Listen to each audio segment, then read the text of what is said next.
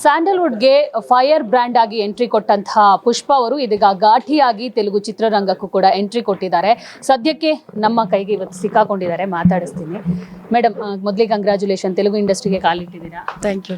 ಫಾರಿನ್ಗೆ ಹೋಗಿದ್ನಾ, ಸಿಕ್ಕಾಕೊಂಡಿದ್ದಾರೆ. ಇಲ್ಲೇ ಬಂದ್ರಲ್ಲ, ನಂಗೆ ತುಂಬ ದಿವಸ ಆಯ್ತು ನನ್ನ ಕೈಗೆ ಸಿಗದೆ. ನೀವು ಹಂಗಾರೆ ಒಂದು ಕೆಲಸ ಮಾಡು, ನಿಮ್ಮ ಆಫೀಸಲ್ಲಿ ಒಂದು ಕೆಲಸ ಕೊಡು, ಅಲ್ಲೇ ಇರ್ತೀನಿ. ಖಂಡಿತ ಕೇಳ ತಗೊಳ್ತೀವಿ ಅಲ್ವಾ? ಹೌದು, ನೀನು ಮುಂದೆನೇ ಓಡಾಡ್ತೀನಿ. ಘಾಟಿ ಅಂದ್ರೆ ಖಾರ ಅಂತ ಅರ್ಥ. ಸೊ ಖಾರ ಕನ್ನಡದಲ್ಲಿ ಘಾಟಿ ಕನ್ನಡದಲ್ಲಿ, ತೆಲುಗಲ್ಲಿ ಬೇರೆ ಅರ್ಥ. ಇದ್ರಲ್ಲಿ ಏನ್ ಅರ್ಥ? ಅದೇ ಘಾಟು ಅಂತ. ಘಾಟು ಅಂದ್ರೆ ನಮ್ಮ ಕಡೆ ಕನ್ನಡದಲ್ಲಿ ಹಳ್ಳಿ ಭಾಷೆಯಲ್ಲಿ ಘಾಟಿ ಇಳಿಯೋದು, ಭೂಮಿ ಘಾಟಿ ಅಂತ ಅದೇನೋ ಹೇಳ್ತಾರಲ್ಲ, ಘಾಟು ಏನೋ ನಮ್ಮ ಅಜ್ಜಿ ಕಾಲದಲ್ಲೂ ಹೇಳೋರು. ಅದೇನೋ ಭೂಮಿಲಿ ಘಾಟ ಅಂತ ಒಂದು ಇರುತ್ತೆ, ಕಾಡೊಳಗಡೆ ಹಳ್ಳ ಥರ ಏನೋ, ಅದಕ್ಕೆ ಘಾಟಿ ಅಂತ. ಓಕೆ ಮೇಡಮ್, ಎಲ್ಲೋ ಕನ್ನಡ ಸಿನಿಮಾ ಈಗ ಮಾಡಿದ್ರಿ, ಕೊತ್ಲವಾಡಿ ಸಿನಿಮಾ ರಿಲೀಸ್ ಆಯಿತು. ಬಟ್ ಎಲ್ಲೋ ಒಂದು ಕಡೆ ನಿರ್ಮಾಣ ಕೈ ಕೊಟ್ಟಿದ್ರಿಂದ ಡಿಸ್ಟ್ರಿಬ್ಯೂಷನ್ಸ್ಗೆ ಕೈ ಹಾಕಿದ್ರೆ. ನಿರ್ಮಾಣ ಎಲ್ಲಿ ಕೈ ಕೊಡುತ್ತೆ? ಈಗ ಫಸ್ಟ್ ಸಿನಿಮಾ ಮಾಡಿದ ತಕ್ಷಣ ಡಿಸ್ಟ್ರಿಬ್ಯೂಷನ್ಗೆ ಕೈ ಹಾಕಿದ್ದೀರಾ? ಅಲ್ಲಮ್ಮ, ಸಿನಿಮಾ ರಿಲೀಸ್ ಆಯಿತು, ಅದರಲ್ಲಿ ನಮಗೆ ಥಿಯೇಟ್ರ್ ಸ್ವಲ್ಪ ಸಮಸ್ಯೆ ಆಯಿತು ಅಂತ ಇಮಿಡಿಯೇಟು ಥಿಯೇಟ್ರದ್ದು ನಾವು ತೊಗೊಂಡ್ವಿ. ಅದೃಷ್ಟವಶ ಇದು ಬಂತು, ಆಫರ್ ಬಂತು, ತೊಗೊಂಡ್ವಿ. ಹಂಗಾಗಿ ನಿರ್ಮಾಣ ಏನು ತೊಂದರೆ ಆಗಿಲ್ಲ ನಮಗೆ. ನಾವು ರಿಲೀಸು ಮಾಡಿದ್ವಲ್ಲಮ್ಮ, ರಿಲೀಸ್ ಆಯಿತು, ಎಲ್ಲ ಆಯ್ತಲ್ಲ. ಅಂದರೆ ನೀವು ಹೇಳಿದಂಗೆ ನನಗೆ ಒಂದಿಷ್ಟು ಥಿಯೇಟರ್ಗೆ ಸಮಸ್ಯೆ ಮಾಡಿದ್ರು, ಅದು ಯಾರು ಅನ್ನೋದನ್ನು ಕೂಡ ನೀವು ಮೆನ್ಷನ್ ಮಾಡಿದ್ರಿ. ಅದಾದಮೇಲೆ ಆ ವ್ಯಕ್ತಿ ನಿಮ್ಮನ್ನು ಕಾಂಟ್ಯಾಕ್ಟ್ ಮಾಡಿದಾರಾ? ಆ ಮಾತು ಯಾರೂ ಕಾಂಟ್ಯಾಕ್ಟ್ ಮಾಡಿಲ್ಲ, ನಾನು ಅವ್ರನ್ನ ಕಾಂಟ್ಯಾಕ್ಟ್ ಮಾಡಿಲ್ಲ. ಅದು ಅಲ್ಲಿಗೆ ಬಿಟ್ಬಿಡ್ಬೇಕೀಗ. ಮತ್ತೆ ಮುಂದಿನ ಹೆಜ್ಜೆ ಇಟ್ಟಿದ್ದೀವಿ, ಅಲ್ಲಿ ನೋಡ್ಕೊಂಡು ಹೋಗ್ತಾ ಇರೋದಷ್ಟೇ. ಈ ಕುರಿತು ಯಶ್ ಅವ್ರು ಏನಾದರೂ ರಿಯಾಕ್ಷನ್ ಮಾಡಿದ್ರ ನಿಮಗೆ ಥಿಯೇಟರ್ ಸಮಸ್ಯೆ ಆಗಿ? ಯಾಕಂದ್ರೆ ಈಗ ಸಾಕಷ್ಟು ಸಿನಿಮಾಗಳನ್ನ ಅವರು ಮಾಡ್ತಾ ಇದ್ದಾರೆ, ಅವರು ಬ್ಯುಸಿ ಇರೋದ್ರಿಂದ ಈ ತರ ನಿಮ್ಮ ಸಿನಿಮಾಗೆ ಸಮಸ್ಯೆ ಆಯ್ತು ಅಂದಾಗ ಯಶ್ ಅವ್ರು ಏನಾದರೂ ರಿಯಾಕ್ಟ್ ಮಾಡಿ? ನಾನು ಯಶ್ಗೆ ಏನು ಹೇಳೋದು ಇಲ್ಲ, ಅವನೇನು ನನಗೆ ಮಾತಾಡೋದು ಇಲ್ಲ. ನೀನೇ ಮಾಡಿದ್ಯಾ, ಮಾಡ್ಕೊ ಅಂತಾನೆ ಅಷ್ಟೇ. ಅದಕ್ಕೆ ನಾನು ಅವನಿಗೆ ಹೇಳಕ್ಕೆ ಹೋದರೆ ಅವನು ಹೆಲ್ಪ್ ತಗೊಂಡು ಮಾಡೋದಾದ್ರೆ ಸಿನಿಮಾನೇ ತೊಗೊಂಡು ಮಾಡ್ತಾಯಿದ್ದೆ. ಬರೀ ಡಿಸ್ಟ್ರಿಬ್ಯೂಷನ್ಗೆ ಯಾಕೆ ಹೋಗಲಿ ಅವನ ಹತ್ರ? ನಾನೇ ಡಿಸ್ಟ್ರಿಬ್ಯೂಷನ್ ತೊಗೊಂಡಿಲ್ಲ. ಈಗ ತೆಲುಗು ಚಿತ್ರರಂಗಕ್ಕೆ ಎಂಟ್ರಿ ಕೊಟ್ಟಿದ್ರೆ ಇದು ಫಸ್ಟ್ ಎಕ್ಸ್ಪೀರಿಯನ್ಸ್ ನಿಮಗೆ. ಇಲ್ಲಿ ಏನಾದರೂ ಸವಾಲುಗಳು ಆಯ್ತಾ ನಿಮಗೆ? ಅಂದರೆ ಥಿಯೇಟರ್ ವಿಚಾರ ಆಗಿರ್ಬೋದು, ಇಷ್ಟು ಥಿಯೇಟರ್ ತಗೋಬೇಕು ಅಂದಾಗ ಎಲ್ಲ ಇರ್ತೀವಿ, ಮಾತಾಡ್ಕೊಂಡೇ ಮಾಡ್ಕೊಳ್ತೀವಿ, ಅದೇನು ತೊಂದರೆ ಇಲ್ಲ. ಸಮಸ್ಯೆ ಯಾಕಾಗುತ್ತೆ? ಇವಾಗ ನಾವೇ ಡಿಸ್ಟ್ರಿಬ್ಯೂಟರ್ ಅಲ್ವಾ, ನಮ್ಗೆ ಎಷ್ಟು ಬೇಕು ಅಷ್ಟು ತೊಗೋತೀವಿ. ಯಾವುದಕ್ಕೆ ಬೇಕು ಅದಕ್ಕೆ ನಾವೇ ಕೊಡಬೇಕಲ್ಲ. ಥಿಯೇಟ್ರ್ ಕೊಟ್ಟರೆ ಥಿಯೇಟ್ರಿಗೆ ಸಿನಿಮಾ ಹಾಕೋದು ನಾವೇ ಅಲ್ವಾ, ನಮ್ಮ ಪರ್ಮಿಷನಿಂದ ಅವ್ರು ಸಿನಿಮಾ ಹಾಕೋತಾರೆ. ಈಗ ಇಲ್ಲಿ ನಿಮಗೆ ಸಿನಿಮಾ ಥಿಯೇಟರು ಸಮಸ್ಯೆ ಮಾಡಿದ್ರು ಅನ್ನೋ ಕಾರಣಕ್ಕೆ ನೀವು ವಿತರಣಾ ಇದಕ್ಕೆ ಕಾಲಿಟ್ರ, ಅಥವಾ ಒಂದು ಚಾಲೆಂಜ್ ಆಗಿ ತಗೊಂಡು ಮಾಡಿದ್ರ ಹೆಂಗೆ ಅಂತ? ಚಾಲೆಂಜ್ ಅಲ್ಲಮ್ಮ, ನಮಗೆ ಮುಂದಿನ ಸಿನಿಮಾ ಮಾಡಬೇಕಾದಾಗ ಥಿಯೇಟರ್ ಸಮಸ್ಯೆ ಆಗುತ್ತೆ, ಇದು ನೀವು ಈ ದಿನಗಳಲ್ಲಿ ಸರಿ ಮಾಡ್ಕೊಳ್ಳೋಣ ಅಂತ ಡಿಸ್ಟ್ರಿಬ್ಯೂಷನ್ ತೊಗೊಂಡ್ವಿ. ಇಮಿಡಿಯೇಟ್ ಈ ಸಿನಿಮಾ ಬಂತು ಅಲ್ಲ, ಇದು ಏನದು ಡಿಸ್ಟ್ರಿಬ್ಯೂಟರ್ ಆದ್ವಿ. ಇಮಿಡಿಯೇಟ್ ಈ ಸಿನಿಮಾ ಆಫರ್ ಕೊಟ್ಟರು, ನೋಡಿ ಕರ್ನಾಟಕಕ್ಕೆ ನೀವು ಮಾಡಿ ಅಂತ ತೊಗೊಂಡ್ವಿ ಅಷ್ಟೇ.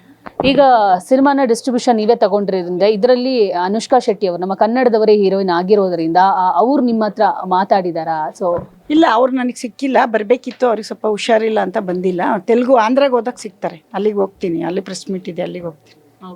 ಇದು ತೆಲುಗಲ್ಲೇ ಬರ್ತಾ ಇದೆ ಅಂದರೆ ಕನ್ನಡದಲ್ಲಿ ಆಮೇಲೆ ತರುವಂತಹ ಒಂದು? ತೆಲುಗು, ತಮಿಳು, ಕನ್ನಡ 3 ಕೇಳಿದ್ವಿ. ಕನ್ನಡಕ್ಕೆ 1 ವಾರ ಟೈಮ್ ಕೇಳಿದ್ದಾರೆ, ಹಿಂದಿ ಅದಕ್ಕೆಲ್ಲ ಬೇರೆ ಬೇರೆ ಭಾಷೆಗೆ. ಇದು 2 ರೆಡಿ ಇತ್ತು, ಇಮಿಡಿಯೇಟ್ ತೊಗೊಂಡು ರಿಲೀಸ್ ಮಾಡಿ 1 ವಾರದ ಮೇಲೆ ಅದನ್ನು ತೊಗೊಳ್ಳೋಣ. ಓಕೆ ಮೇಡಮ್, ನನಗೆ ಗೊತ್ತಿರೋ ಹಂಗೆ ಶರಣ್ ಅವರ ಸಿನಿಮಾನು ನೀವು ನೆಕ್ಸ್ಟ್ ಶುರು ಮಾಡ್ತಿದ್ದೀರಿ ಅಂತ. ಯಾವಾಗ ಶುರು ಆಗುತ್ತೆ? ಇದರ ಜೊತೆಗೆ 5 ಸಿನಿಮಾಗಳು ಒಟ್ಟೊಟ್ಟಿಗೆ ಮಾಡ್ತಿದ್ದೀರಿ ಅನ್ನುವಂಥ ಸುದ್ದಿ. 5 ಸಿನಿಮಾ ಇಲ್ಲಮ್ಮ, 5 ಭಾಷೆಯಲ್ಲಿ ಬಿಟ್ಟಿದ್ದೀವಿ. ಕೊತ್ತಲ್ವಾಡಿನ ಯಾವುದು ಭಾಷೆ, ಯಾವುದದು ಕೊತ್ತಲ್ವಾಡಿನ ಎಲ್ಲ ಭಾಷೆಗೂ ಡಬ್ ಮಾಡಿ ಬಿಟ್ಟಿದ್ದೀವಿ, ಅಮೆಜಾನಿಗೆ ಬಿಟ್ಟಿದ್ದೀವಿ. ಅದನ್ನು ಹೇಳಿರ್ಬೇಕು ಯಾರು. ಈಗ ಶರಣ್ ಅವರ ಸಿನಿಮಾ ಯಾವಾಗ ಶುರು? ಶರಣ್ ಮಾಡ್ತೀವಿ, ಇನ್ನೂ ಇದೆಲ್ಲ ಆಗಬೇಕು ಸ್ವಲ್ಪ. ಅವರು ಏನೋ ಬೇರೆ ಬ್ಯುಸಿ ಇದ್ದಾರೆ, ಹಂಗಾಗಿ ಎಲ್ಲ ರೆಡಿ ನಡೀತಾ ಇದೆ. ನಾವು ಅಪ್ರೋಚ್ ಆಗಿದ್ದೀವಿ. ಡೈರೆಕ್ಟ್ರು ಯಾರನ್ನಾದರೂ ಫಿಕ್ಸ್ ಮಾಡಿದ್ದೀರಾ ಮೇಡಮ್? ಅದು ಹೇಳ್ತೀನಿ ಮುಂದಿನ ದಿನಗಳಲ್ಲಿ, ಯಾರು ಡೈರೆಕ್ಟ್ರು ಅಂತ ಎಲ್ಲ ಮುಂದಿನ ದಿನಗಳಲ್ಲಿ ಹೇಳ್ತೀನಿ. ಓಕೆ ಮೇಡಮ್, ಸದ್ಯಕ್ಕೆ ಸೋಷಿಯಲ್ ಮೀಡಿಯಾದಲ್ಲಿ ಒಂದಿಷ್ಟು ವಿಚಾರಗಳು ಹರಿದಾಡ್ತಾ ಇತ್ತು. ನಿಜವಾಗ್ಲೂ ಪುಷ್ಪ ಅವರಿಗೆ ಕಾಂಟ್ರವರ್ಸಿ, ಅವರ ಮಾತುಗಳೇ ಕಾಂಟ್ರವರ್ಸಿ ಆಗುತ್ತಾ, ಅಥವಾ ಕೆಲವೊಂದು ಕಾಂಟ್ರವರ್ಸಿ ಆಗಬೇಕು ಅಂತ ಕೆಲವೊಂದು ಮಾತುಗಳು ನಿಮ್ಮ ಹತ್ರ ಸುಳಿಯುತ್ತಾ? ನಿಮ್ಗೇನು ಅನಿಸುತ್ತೆ? ನಾನು ಇಂಡಸ್ಟ್ರಿಗೆ ಒಂದು 25 ವರ್ಷ ಆಯಿತು, ಈಗ ಬಂದು 2 ವರ್ಷ ಆಯಿತು. ಕಾಂಟ್ರವರ್ಸಿ ಮಾಡ್ಕೋಬೇಕಂದ್ರೆ 25 ವರ್ಷದಿಂದ ಮಾಡ್ಕೋತಿದ್ದೆ, ಇವಾಗ ಯಾಕೆ ಮಾಡ್ಕೋತೀನಿ ಅಲ್ವಾ? ಕಾಂಟ್ರವರ್ಸಿ ಬೇಕು, ನಾನು ಆಚೆ ಬಂದು ಶೋ ಅಪ್ ಕೊಡಬೇಕು ಅಂದರೆ ಅವಾಗಿಂದ ಮಾಡ್ಕೋತೀನಿ. ನಾನು ಇಶ್ ಮದರು ಅಂತ. ನನಗೆ ಕಾಂಟ್ರವರ್ಸಿ ಆಗೋದಲ್ಲ, ನಾನು ಮಾತಾಡೋದು ಹೆಂಗೆ, ಜನ ತಗೊಳ್ಳೋದಂಗೆ, ನಾನೇನು ಮಾಡೋದು? ಇಂಥ ಮಾತುಗಳೆಲ್ಲ ಕೇಳಿದಾಗ ಪುಷ್ಪ ಅವರು ಕುಗ್ಗೋದಾಗಿರ್ಬೋದು, ಏನು ರಿಯಾಕ್ಟ್ ಮಾಡೋಕ್ಕೇನು ಹೋಗ್ತಾ ಇಲ್ಲ? ಯಾಕೆ? ನಾನು ಯಾವುದಕ್ಕೂ ರಿಯಾಕ್ಟ್ ಮಾಡಲ್ಲ. ನಾನು ಎದುರಿಗೆ ಬಂದು ಹೇಳಿದ್ರೆ ಅಲ್ಲ ಪಟ್ಟ ಅಂತ ಹೇಳ್ತೀನಿ. ನಾನು ಬರವಣಿಗೆಗೆಲ್ಲ ರಿಯಾಕ್ಟ್ ಮಾಡೋಕ್ಕೆ ನಂಗೆ ಬರೋಲ್ಲ, ಅದರಿಂದ ಮಾತಾಡೋಕ್ಕೆ ಹೋಗಲ್ಲ, ನಾನು ಕೇಳಿಸ್ಕೊಳ್ಳೋದಿಲ್ಲ. ದೀಪಿಕಾ ದಾಸ್ ವಿಚಾರಕ್ಕೆ ಸಂಬಂಧಪಟ್ಟಂತೆ ಒಂದು ನೀವು ಹೇಳಿದ ತಕ್ಷಣ ಅವರು 1-2 ಪೋಸ್ಟ್ಗಳನ್ನು ಅವರ ಸೋಷಿಯಲ್ ಮೀಡಿಯಾದಲ್ಲಿ ಹಾಕೋತಾರೆ. ಇದಾದ ನಂತರ ದಿನಗಳಲ್ಲಿ ದೀಪಿಕಾ ದಾಸ್ ಅವ್ರು ನಿಮ್ಮ ಹತ್ರ ಮಾತಾಡಿದ್ದಾರಾ? ನೀವು ಅವ್ರ ಜೊತೆ ಕಾಂಟ್ಯಾಕ್ಟ್, ಯಾಕಂದ್ರೆ ಒಂದೇ ಇದರಲ್ಲಿ ಇದ್ದೀರಾ ನೀವು ಅಪಾರ್ಟ್ಮೆಂಟ್ ಅಲ್ಲಿ? ಏನಿಲ್ಲ, ಒಂದೇ ಇದರಲ್ಲಿ ನಾನು ಇಲ್ಲಿ ಇರಲ್ಲ, ನಾನು ಹಾಸನಲ್ಲಿ ಇರ್ತೀನಿ. ನಾನು ಜಸ್ಟ್ ಒಂದಿನ ಬಂದು ಹೋಗ್ತಾ ಇರ್ತೀನಿ. ನಾನು ಸುಮಾರು ಮನೆ ಇದೆ, ಒಂದೇ ಮನೆ ಅಲ್ಲ ಬೆಂಗಳೂರಲ್ಲಿ. ನನ್ನ ಮಗನ ಮನೇಲಿ ಇರ್ತೀನಿ, ಮಗಳ ಮನೇಲಿ ಇರ್ತೀನಿ, ನನ್ನ ಆಫೀಸಲ್ಲಿ ಇನ್ನೊಂದು ಪಕ್ಕದಲ್ಲಿ ಇರ್ತೀನಿ. ಹಂಗಾಗಿ ಹಾಸನಲ್ಲಿ ಇರ್ತೀನಿ. ಅವ್ರು ಒಂದೇ ಮನೆ ಇರ್ತಾರೆ ಅಂದರೆ ಅವ್ರು ಅಲ್ಲಿ ಇರ್ಬೋದು, ನಾನು ಅಲ್ಲಿಲ್ಲ. ನಾವು ಹಾಸನಲ್ಲಿ ಸಿಗ್ತಾ ಇರ್ತೀವಿ ಬಿಡಿ, ಅದು ನಮ್ಮದು ಫ್ಯಾಮಿಲಿ ವಿಷಯ, ನೀವು ಕೇಳಬಾರ್ದು. ನಾವೇನಕ್ಕೆ ಅಂದ್ವಿ, ಮಗಳಿಗೆ ಅಂದಿರ್ತೀವಿ, ಮಗನಿಗೂ ಅಂತೀವಿ, ಅದೆಲ್ಲ ಮಾಮೂಲು, ಅವೆಲ್ಲ ಕೇಳಬಾರ್ದು ನೀವು ಟಿ ವಿ. ಅವರು ಸೋಷಿಯಲ್ ಮೀಡಿಯಾದಲ್ಲಿ ಹಾಕದೇ ಇರ್ತಿದ್ರೆ ನಾವು ಇವತ್ತು ಕೇಳ್ತಾ ಇರಲಿಲ್ಲ. ಬಟ್ ಅವರು ಹಾಕಿರೋದ್ರಿಂದ ನಿಮ್ಮ ಮತ್ತು ಅವರ ನಡುವೆ ವೈಮನಸ್ಸಿದೆ ಅಂತ ಎದ್ದು ಕಾಣ್ತಾ ಇದೆ. ನಾನು ಅದನ್ನ ಹೇಳಿದ್ದೀನಲ್ಲ ಟಿವಿಲೇ, ನಾವು ಯಾವತ್ತಿಂದ ಹೇಳಿದ್ದೀವಿ ವೈಮನಸ್ಸಿದೆ. ಯಾವ ಕಾರಣಕ್ಕೆ ಅಂತ ನಾನು ಹೇಳಲ್ಲ, ಹೇಳಿದ್ರೆ ಪ್ರಾಬ್ಲಮ್ ಅವಳಿಗೆ, ನಮಗಲ್ಲ.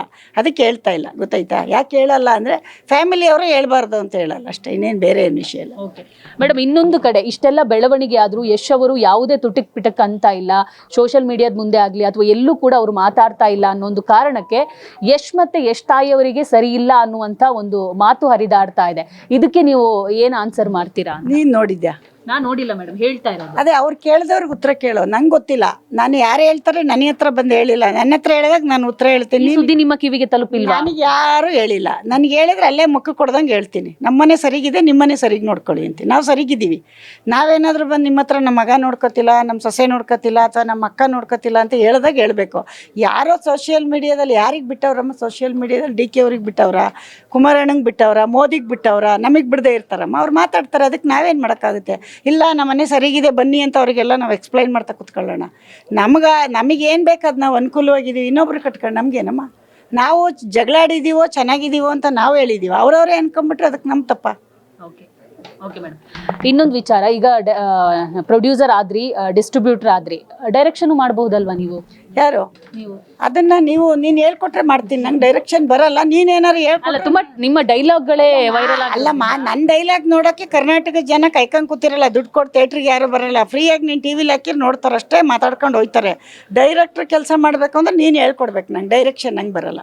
ಓಕೆ ಮೇಡಮ್, ಕೊನೆಯದಾಗಿ ನಿಮ್ಮ ಸಿನಿಮಾನ ರಾಧಿಕಾ ಪಂಡಿತ್ ಅವರಾಗಿರೋ ಕೊತ್ತಲವಾಡಿ ಸಿನಿಮಾನ ರಾಧಿಕಾ ಪಂಡಿತ್ ಅವರು ನೋಡಿದಾರಾ ಅಥವಾ ಯಶ್ ಅವರು ನೋಡಿದಾರಾ? ಸೊ ಅದಾದ್ಮೇಲೆ ಇಬ್ರು ಸಿಗ್ತಾರಲ್ಲ ಅವಾಗ ಕೇಳು, ನನಗೆ ಗೊತ್ತಿಲ್ಲ, ನೋಡಿಲ್ಲ ಅಂತ ನಾನು ಹೇಳ್ತೀನಿ. ನಿಮ್ಮ ಮನೆಯಲ್ಲಿರೋದ್ರಿಂದ ನೀವು ಡೈಲಿ ನಾವೆಲ್ಲ ನಮ್ಮ ಮನೇಲಿ ಹೆಂಗಿರ್ತೀವಿ ಗೊತ್ತಾ? ಮಗಳೊಂದ್ ಕಡೆ ಇದ್ದಾಳೆ, ನಾವೊಂದ್ ಕಡೆ ಇದೀವಿ, ಯಜಮಾನ್ ಊರಲ್ಲಿ ಅವ್ರೆ, ನಾವೆಲ್ಲ ನಮ್ಮ ಕೆಲಸ ಮಾಡ್ತಿರ್ತೀವಿ. ನೀನು ಸಿನಿಮಾ ನೋಡ್ದ, ನೀನು ಹಂಗೆ ಬಿಟ್ಟ, ನೀನು ಜಗಳ ಆಡ್ದ ಅಂತ ಅಷ್ಟೊಂದು ಟೈಮ್ ನಮಗಿಲ್ಲ. ನಿಂಗೆ ಟೈಮ್ ಇದ್ರೆ ಸಿಕ್ತಾಗ ಕೇಳಮ್ಮ, ನಾನು ಹೇಳ್ತೀನಿ. ಸಿಕ್ತಾಗ ಆ ದೀಪಿಕಾನ ಹುಡುಗಿ ನಿನ್ಗೆ ಹಿಂಗೆ ಅಂದ್ಲು ರಾಧಿಕಾ ಅಂತ ಹೇಳ, ಹೇಳ್ತೀನಿ ತಾಳು. ಹಿಂಗೆಲ್ಲ ಅಂತ ಇದ್ರು, ನೀನು ಅತ್ತೆ ಸೊಸೆ ಜಗಳಾಡಿದಿರಿ, ನಿನ್ನ ಮೇಲೆ ಹೇಳ್ತೀನಿ. Okay madam, thank you and all the best. ನೋಡಿದ್ರಲ್ಲ, ಇದಿಷ್ಟು ಪುಷ್ಪ ಅವರ ಮಾತಾಗಿತ್ತು. ಕ್ಯಾಮ್ರಾ ಪರ್ಸನ್ ಶ್ರೀಹರಿ ಜೊತೆ ದೀಪಿಕಾ, ಪವರ್ ಟಿವಿ, ಬೆಂಗಳೂರು.